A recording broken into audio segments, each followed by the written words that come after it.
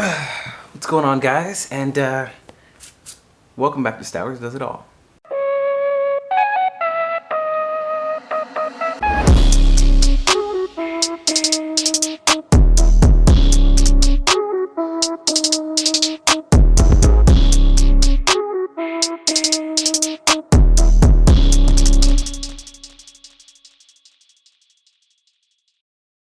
We just got another package and we're gonna open that a little bit later. What are we here for? Well, I'm taking it that you guys probably want to learn how to run. You may have run before and found that it left you with some aches in your ankles and your knees and your shins. Today, I want to talk about the formation of your body while running to avoid injury and also to keep you going a longer distance. Whether you're preparing for a 5K or a full-fledged marathon, your formation is key to making sure that you don't hurt yourself. So in this video, I want to break it down to 3 main points: your torso, your hips, and your landing.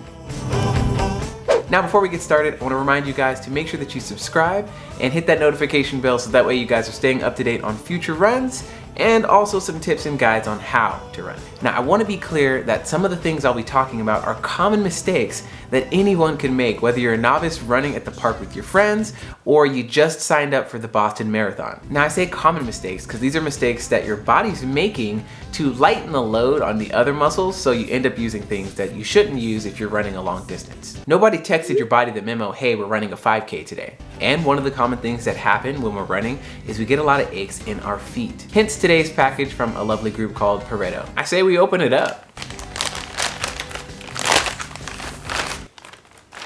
So I reached out to Pareto Athletics to see if they can send me a pair of their insoles which help out with your foot strike. We'll get into that a little bit later. So I'll set these bad boys to the side when we start our conversation on how you should be landing on your foot. Now disclaimer, there is no perfect running form. Everyone runs with their own unique formation, just like how there's a unique fingerprint. However, there are certain ways that you could be running that could either be hindering your personal records that you might be wanting to achieve, it could be hindering how fast you want to go, or it could be leading to an injury. So let's avoid those injuries and focus on the other two as well. So when you focus on running, our goal is to try to make it as effortless as possible. In other words, using as little extra muscles as you can.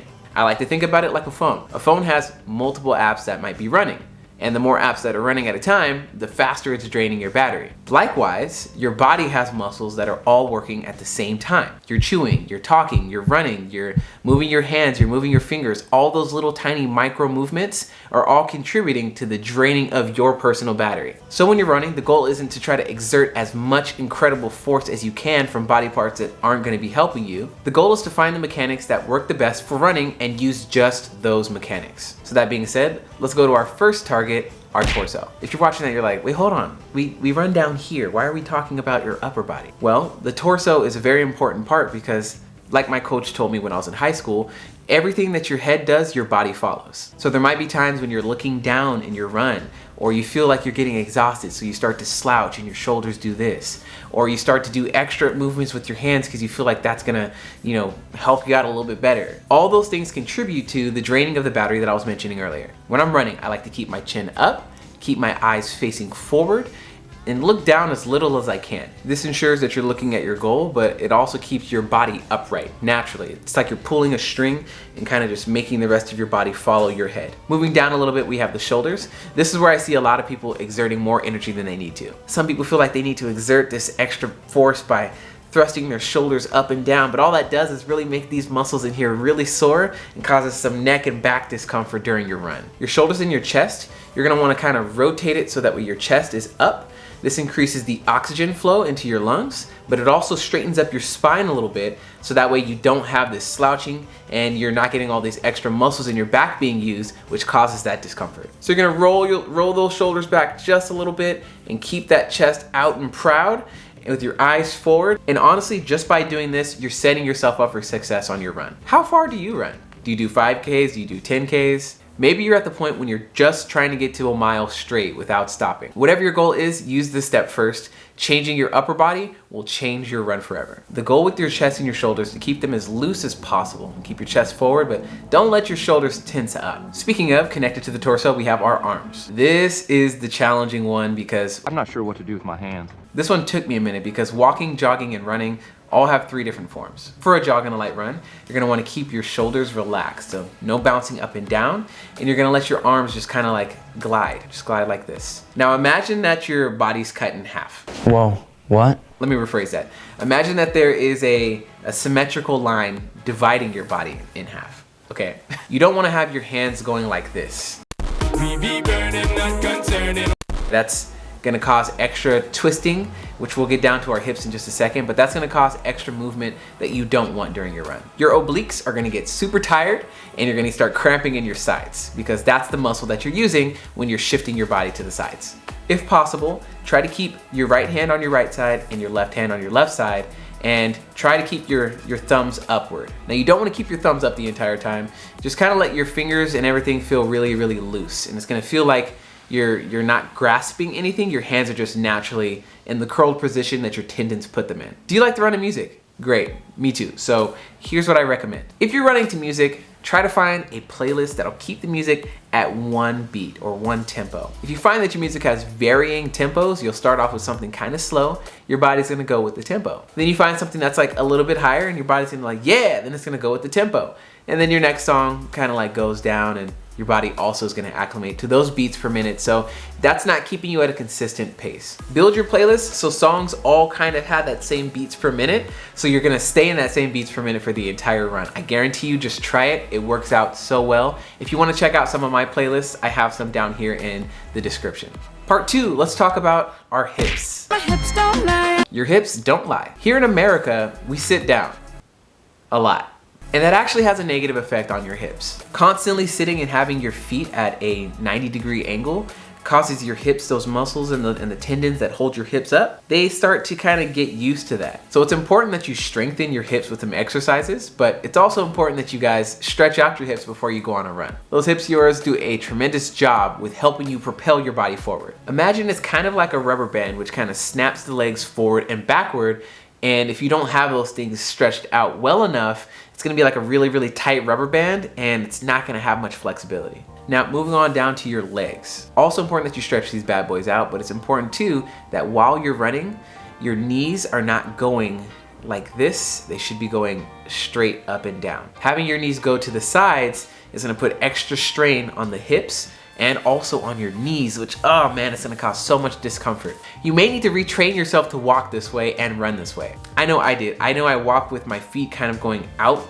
like this. Quick story time. When I went to the East Coast, my cousins pointed out that I guess in California we stand with a V, whereas in the East Coast they kind of stand like this. Let me know if that's correct or not. Let me know in the comments down below if you're from the East Coast, but I stand with a V. So naturally, when I walk, I kind of walk with a V. So retraining my body to kind of run this way too, and to walk this way, where my knees and my feet are going straight, it took a minute, okay? So if it's something that you need to work on, don't worry, it takes practice for all of us.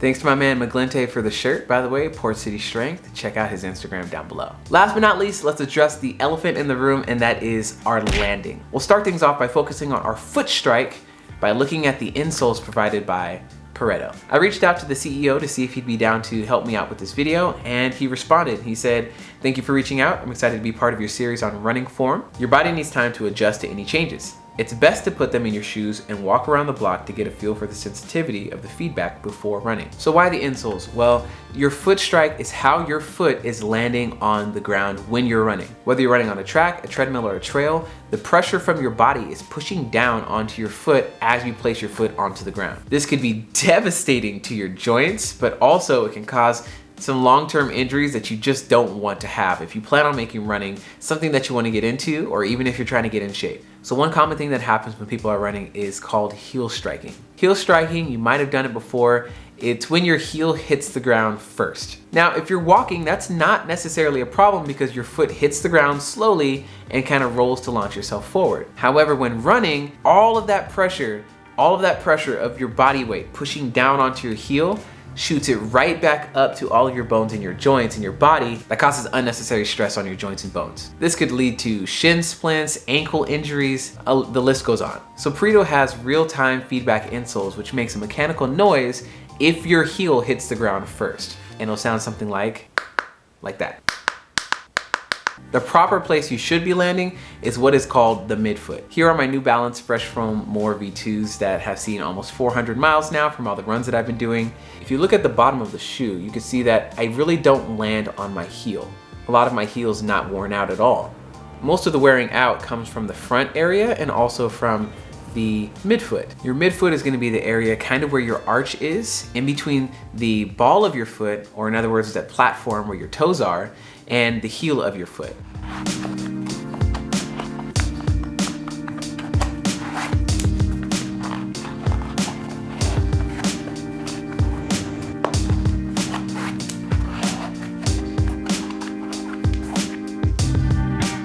All right, now that we got the insoles in the shoes, let's go take them on a spin and see how they feel, and also how it's gonna help me out with placing my foot down on my run. What's going on, guys? We're outside now and we're gonna test out the new insoles. So I can tell you right now, as I'm walking, you can hear the heel clicking, which is great because that's an indicator that I'm landing on my heel. But one, I'm walking backwards, two, I won't be walking. So let's see how well it works while I'm in the middle of my run. Because not only can I hear it, I can also feel my heel pushing down. So let's see what it's like on a run.